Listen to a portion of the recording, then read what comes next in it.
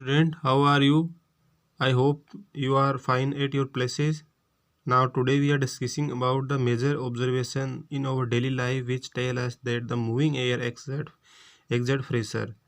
तो हमने जो पिछले वीडियो में जो डिस्कस किया था कि जो हमारे तरफ जो एयर होती है, ठीक है, तो वो एक प्रेशर को क्रिएट करती है जिसकी वजह से जो हमारी जो ऑब्जेक्ट होती है उन पे प्रेशर लगता है। तो वो हमने एक्टिविटी के थ्रू हमने उसको पढ़ लिया था। एक्टिविटी हमने एक एक्सपेरिमेंट करके देख लिया था, ठीक है। तो उसमें हमें उससे पता चला कि जो हमारे चारों तरफ एयर प्रेशर है, ठीक है, तो वो क्या करता है कि जो किसी भी चीज़ पे प्रेशर लगाता है जिसकी वजह से उसकी शेप वगैरह, ठीक है, और उसमें चेंजेस होने लगते उसके अंदर चेंजेस हो जाते हैं, ठीक है। अब हम हमारे पास में कुछ ऐसे ऑब्जर्वेशन है हमारे डेली लाइफ में जो हम इस हमें हमें ये बताते हैं कि जो हमारे जो चारों तरफ जो मूविंग एयर है जिसको हम विंड बोलते हैं वो एग्जैक्ट प्रेशर, तो वो एक प्रेशर को क्रिएट करती है। जैसे for example, if the air around us is not blowing then leaves flags and banner do not move, but when the air blows they start fluttering. ठीक है, फ्लटरिंग का मतलब क्या होता है? फड़फड़ाना। अब देखो, इफ़ द एयर अराउंड अस, हमारे चारों तरफ हवा है जिसको मैंने आपको बोला था कि हमारे जो चारों तरफ जो हवा की जो लेयर होती है उसको एटमॉस्फेयर बोलते हैं। तो हमारे चारों तरफ एक हवा की लेयर पाई जाती है, इज़ नॉट ब्लोइंग। हमारी जो चारों तरफ जो हवा पाई जाती है, यदि वो ब्लोइंग का मतलब होता है बहना, यदि वो चल नहीं रही है, एक जगह अपनी जगह ही खड़ी, मतलब एक जगह रुकी हुई है, then leaves flags and banners do not move. तो आपने देखा होगा कि जो पेड़ों की पत्तियां हैं, फ्लैग है, ठीक है, झंडे वगैरह और बैनर वगैरह है, डू नॉट मूव, तो उसमें किसी प्रकार का मूवमेंट नहीं होता है। इसका मतलब ये हो गया कि जैसे पेड़ पौधों पे हवा नहीं टकराएगी तो पेड़ पौधे की जो पत्तियां हैं और फ्लैग्स है और बैनर है वो एक जगह से दूसरी जगह पे मूवमेंट नहीं करेंगे, वो एक जगह अपनी जगह ही फिक्स रहेंगे। क्यों रहेंगे फिक्स?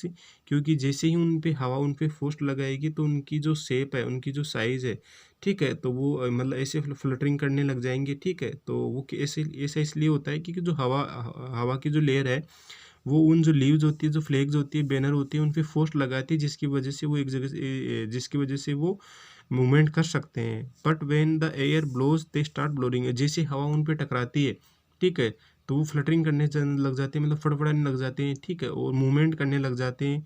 कब करने लग जाते हैं? जब एयर ब्लोज, जब हवा है बहना स्टार्ट होने लग जाती है तो वो फ्लटरिंग करने लग जाते हैं। उसके बाद में देखो, सेकंड वाला हमारे पास में जो एग्जांपल है, ठीक है, वो देखो, व्हाइल राइडिंग ए बाईसाइकिल, जैसे हम बाईसाइकिल साइकिल वगैरह चलाते हैं, वी फाइंड दैट, हमें ये देखने को मिलता है, हम ये पाते हैं, it is easier to move the bicycle forward if the wind is coming from over back side. जैसे हमारी पीछे तरफ से जो हमारे जिस डायरेक्शन में हम, जैसे सपोज करो ईस्ट में जा रहे हैं और हमारे पास में जो विंड है, हमारे पास में जो हवा है वो इस डायरेक्शन में ही पीछे से हमें फोर्स लगा रही है, तो हमें ये देखने को मिलता है कि हम आसानी से उस साइकिल को चला सकते हैं। हमें किसी प्रकार का फोर्स नहीं लगाना पड़ेगा, ज़्यादा जोर लगाना नहीं पड़ेगा। क्यों नहीं लगाना पड़ेगा? क्योंकि हमारे ऊपर जो हमारी जो बॉडी के जो भार है, ठीक है, तो उस साइकिल के बाहर है या बॉडी के बाहर है वो विंड है, ठीक है, वो फोर्स लगा रही है हमको आगे की तरफ, वो भेज रही है, तो वो एक फोर्स क्रिएट करती है जिसकी वजह से साइकिल है, ह्यूमन बॉडी है, वो आसानी से उस डायरेक्शन में जा सकती है। कब जा सकती है? जब वो विंड है उसी डायरेक्शन में फोर्स लगाएगी तो हम उस जो किसी भी चीज़ है वो उस डायरेक्शन में आसानी से जा सकती है। यदि हम अपोजिट डायरेक्शन में जाएंगे, जैसे हम हवा हवा तो ईस्ट में चल रही है और हम वेस्ट में जाना चाहते हैं या उसके अपोजिट डायरेक्शन में जाना चाहते हैं, तो हमें बहुत ज़्यादा फोर्स लगाना पड़ेगा जाने के लिए। क्यों लगाना पड़ेगा? क्योंकि हम जो विंड है उसके अपोजिट डायरेक्शन में मूवमेंट कर रहे हैं। ये उसका सेकंड वाला एग्जाम्पल हो गया। उसके बाद में देखो, while rowing a boat in the lake we find that the easier to move, ठीक, easier to move the row boat forward if the wind is coming from behind us. जैसे हम रोविंग का मतलब क्या होता है? जैसे ये जो बोट होती है उसमें जो रोविंग करते हैं ना, जैसे बोट को चलाते हैं, जो बोट की जो रेस करते हैं, ठीक है, तो वो रोइंग उसको बोलते हैं रोविंग। जो बोट को चलाने वाले जो लोग हैं, ठीक है, जो उसकी जो रेस करते हैं लोग, तो यदि विंड उनके पीछे तरह से फोर्स लगा रही है तो उसी डायरेक्शन में बोट को ले जाना बहुत ईजी होता है। क्यों? क्योंकि जो विंड है वो उस बोट पे फोर्स लगाएगी तो उस बोट को आगे आगे वाले डायरेक्शन में उसको आसानी से भेज देगी, ठीक है। तो we find is coming from, यदि विंड पीछे से आएगी तो वो हमें आसानी से रहती है, हम उसी डायरेक्शन में आसानी से मूवमेंट कर सकते हैं, ठीक है। ये थर्ड वाला उसका एग्जाम्पल हो गया। उसके बाद में हमारे पास में फोर्थ वाला एग्जांपल देखो when we are flying a kite, जब हमें कोई पतंग वगैरह उड़ाते हैं, then the wind is coming from over back side up.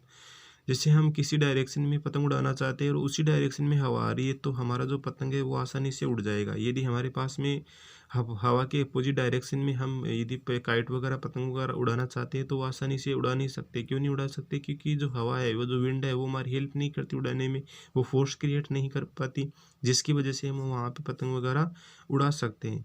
इसका मतलब क्या हो गया? Air and object blows in same direction. यदि हमारे पास में कोई चीज़ है और हवा यदि वो सेम डायरेक्शन में यदि जा रही है, ठीक है, ये मतलब हवा है उसी की डायरेक्शन और ऑब्जेक्ट उसकी डायरेक्शन यदि सेम डायरेक्शन में दोनों जा रही हैं, सो हवा और जो हमारे ऑब्जेक्ट है उसकी डायरेक्शन सेम रहती है, तो मूवमेंट ऑफ ऑब्जेक्ट ईजियर, तो मूवमेंट होता है ऑब्जेक्ट का वो ईजियर होता है। जैसे सेम डायरेक्शन में हमने देखा, जैसे हम नाव वगैरह चलाते हैं, साइकिल वगैरह चलाते हैं, पतंग वगैरह उड़ाते हैं, तो जिस डायरेक्शन में विंड बहती है उसी डायरेक्शन में यदि पतंग वगैरह, नाव वगैरह, ठीक है, बोट वगैरह को चलाते हैं तो उनमें आसानी रहती है। यदि हम अपोजिट डायरेक्शन में जाएंगे तो हमें बहुत ज़्यादा फोर्स लगाना पड़ेगा। उसके बाद में देखो air and object blows in opposite direction. यदि हमारे पास में हवा और ऑब्जेक्ट है, यदि दोनों की डायरेक्शन अपोजिट है, दोनों एक दूसरे के उल्टे चलते हैं, तो मूवमेंट ऑफ ऑब्जेक्ट डिफिकल्ट, तो ऑब्जेक्ट का मूवमेंट किस प्रकार से हो जाएगा? डिफिकल्ट हो जाएगा। इसका मतलब क्या हो गया कि जैसे हमारे पास में हवा है और कोई सी जो चीज़ है, उनकी जो अलग अलग डायरेक्शन में जा रही है, मतलब हवा भी अलग डायरेक्शन में जा रही है और ऑब्जेक्ट भी अलग डायरेक्शन में जा रही है, उनकी जो डायरेक्शन है वो सेम डायरेक्शन नहीं है, उनकी डायरेक्शन किसी है? Opposite direction. तो अपोजिट डायरेक्शन होती है एयर और ऑब्जेक्ट की, तो वहाँ पे मूवमेंट होता है ऑब्जेक्ट का, वो बहुत ज़्यादा डिफिकल्ट हो जाता है।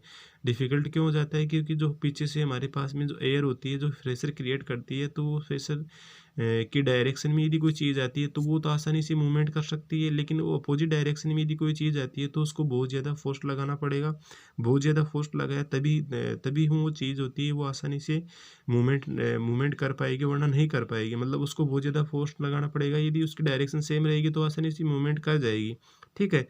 जैसे हमने देखा कि जैसे नाव वगैरह चलाते हैं तो जिस दिशा में जो हमारे पास में विंड बहती है या हवा बहती है, उस डायरेक्शन में तो हम बोट को आसानी से चला सकते हैं। यदि उसके अपोजिट डायरेक्शन में बोट को हम चलाएंगे तो हमें बहुत ज़्यादा फोर्स लगाना पड़ेगा और हमें बहुत ज़्यादा मतलब प्रेशर अपनी बॉडी से उसको देना पड़ेगा, मतलब बहुत ज़्यादा उसको वो करना पड़ेगा, उसको हमें फोर्स लगाना पड़ेगा, तब हमारी जो बोट है वो उस डायरेक्शन में मूवमेंट कर सकती है। Otherwise it is not possible. ऐसा पॉसिबल नहीं हो सकता है कि जो बोट है उसको हम अपोजिट डायरेक्शन में ले जाने के लिए हमें बहुत ज़्यादा फोर्स लगाना पड़ेगा। और यदि हम सेम डायरेक्शन में जाते हैं तो हमारे पास में किसी प्रकार की प्रॉब्लम नहीं आती, क्योंकि जो विंड होती है वो पीछे से फोर्स लगाती है।